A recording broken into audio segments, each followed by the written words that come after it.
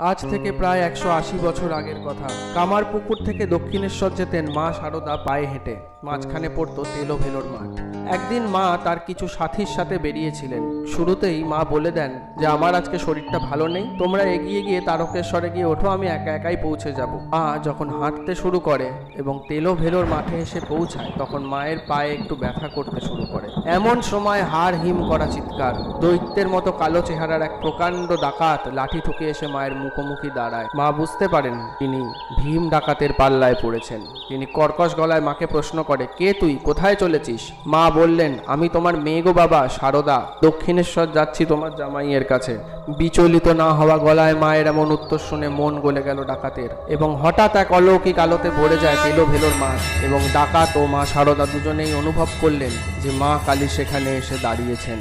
তখন ডাকাত সর্দার ভীম এসে মায়ের হাত পা ধরেন এবং মা বলে, সঙ্গীরা সবাই এগিয়ে গেছে, আমি হাঁটতে পারি না জোরে, ভাগ্যিস তোমরা এলে, না হলে এই একা একা যেতে না ভয় করছিল। ততক্ষণে ডাকাতের স্ত্রীও সেখানে হাজির হয়েছে। শারদা মাকে জোর করে ডাকাত এবং ডাকাতের স্ত্রী নিয়ে যায় তার বাড়িতে।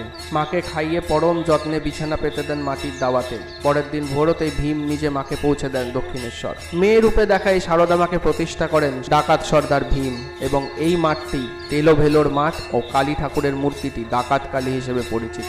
জয় মা ডাকাত কালী।